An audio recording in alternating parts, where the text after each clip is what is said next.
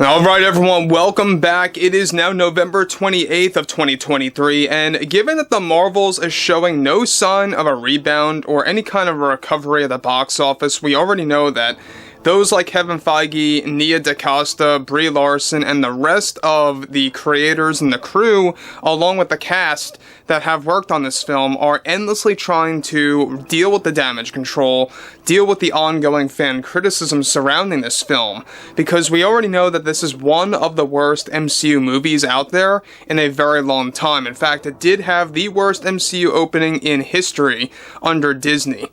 This is Mike Zero. Subscribe if you're new and like this video to see future updates. I'm also on Twitter at Mike01. I thank you also very much for the great and kind support. Now, the thing about Kevin Feige is that we know that this guy is really trying to pretty much, fix his ways as much as possible to no avail. We know that what he's doing is not going to create any kind of a repair to the Marvel Universe, to the fandom, based on what he's doing with the current Blade 2025 film, as well as Fantastic Four for the same exact year. Both of those, the way things are going right now, are going to be colossal failures at the box office. The only saving grace right now for Disney/Marvel Studios is for 2024's Deadpool 3, which, by the way, is the single and the only Marvel release next year.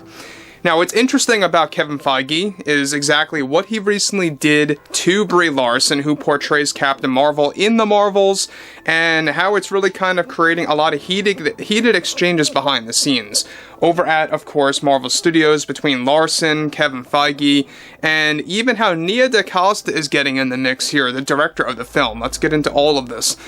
Now, with the Marvels listed as one of Disney's biggest failures of this year, those attached to the film, like Brie Larson, Kevin Feige, and Nia DaCosta, have been defending the film from fan criticism.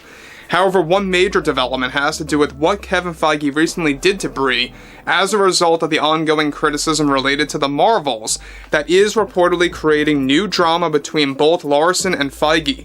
As it turns out, Brie Larson had 30 extra minutes of footage total that reportedly was specifically around 38 minutes, to be exact, of that worth of footage that was shot that was going to explore Captain Marvel's past and her relationships and friendships that would serve as a detailed backstory for the character. This was described as the hardest work Brie did for the film that was cancelled from the final cut after failed test screenings. However, recently Kevin Feige made the ultimate decision to actually put all of these deleted scenes to the wayside so that they never see the light of day as a result of Larson's reported awful acting in the film's deleted scenes that did not work out at all, that would only create more fan criticism. The main reason why Feige is now pushing to lock up Larson's extra footage forever is due to the fact that Feige is trying to water down the Marvel's drama as quickly as possible and doesn't want the drama stirring up again in 2024, which is when they plan to drop the film on digital by sometime in January, where it stands right now. Now, Larson has been having heated arguments with those at Marvel Studios about Kevin Feige's decision, since Larson's work for these scenes that total up to nearly 40 minutes of action scenes, twists and turns, along with her relationships, of course, are all being put to the wayside on purpose. Now, Feige reportedly got approval from the Disney heads to keep this footage locked up for good. This surprisingly created a heated exchange between Larson and Feige regardless of how they have been trying to side with each other to convince Disney to reinstate Nia DaCosta's 10-project MCU deal that she had lost. Now, some of these scenes actually did involve Valkyrie, as it turns out. Now, let me just say one thing here about Kevin Feige is that this is probably like one of the greatest examples of damage control where Kevin is trying to suppress any kind of further drama for the Marvels because he knows, and he pretty much knows exactly what's going to happen if these deleted scenes do see the light of day on the Blu-ray or the Disney Plus version, is that it's only going to create more drama for the Marvels, for the Marvel Universe in 2024, and Kevin's quite standoffish about that happening again. He doesn't want to see that happen at all because he knows the impact that the Marvels had on Disney's overall outlook on the Marvel Universe and how many fans are walking away from the MCU after this film. That's why a lot of fans are really not really too excited about movies out there like Blade, Fantastic Four, Captain America 4, Brave New World, all these different projects, right, that have either been pushed or delayed or are getting reworked, such as refilmed or rewritten. All these aspects that are being implemented into these projects by Disney are nothing more than damage control. Now, we know that Kevin Feige is creating this rift between himself and Brie Larson, and this is exactly why Brie got into a heated exchange with Kevin Feige at Marvel Studios.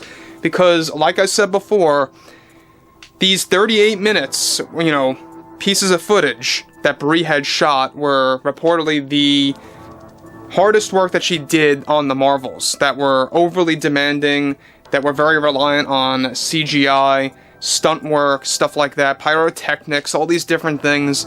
And at the same exact time, I think that what they did by cutting out all of that extra footage was probably a good move on their part. Not that it was going to save the movie, but I think it would have made things a whole lot worse if they kept that 38 minutes worth of footage in there. Now, this is exactly why a lot of fans have been wondering, at times in this movie it feels very aimless, like it's going nowhere. Most certainly it has a lot to do with these scenes that total up to 38 minutes that went missing as a result of failed test screenings. But let's get into this further. Now, Larson is now having major issues with Feige's decision. These scenes were also described to be the most expensive ones shot for the film by dacosta that went to a complete waste, and are the scenes specifically that failed at test screenings. This is why the film was very short as far as the running time goes, due to the lost 38 minutes of footage focusing on Brie Larson's most involved sequences as Captain Marvel. The scenes shot from Brie that got deleted by Feige were said to be a deal breaker for the film. That's how bad they were received in test screenings and why Feige pulled the plug on all of them. Larson is already in the process of fighting against Feige to convince him to reinstate those scenes for the Disney Plus version and or Blu-ray edition. Now, this brings me back to what Kathleen Kennedy did, and most certainly with Indiana Jones 5, The Dial of Destiny. There were a number of shot footage that was actually deleted from that film entirely, that was restricted, never to see the light of day. Kathleen Kennedy kept it locked up, and she spent a great deal amount of the funds on those extra scenes that ended up just getting cut anyway. And that's why a lot of these projects that are overly funded, where the budget is just crazy and out of whack, that's really not necessary, it ends up hurting the film in the process, because you're pouring more money into a product that's going to fail to begin with, just like the Marvels, just like Indiana Jones 5, and among others by Disney. So again, I would really like to hear, what you all have to say about this ongoing situation right now between those like Kevin Feige, Brie Larson, dacosta, and the Disney heads, and everything happening with the Marvel's drama. And if you guys did enjoy the content for today, make sure to drop a thumbs up on this video to support the channel, and I will catch you guys later.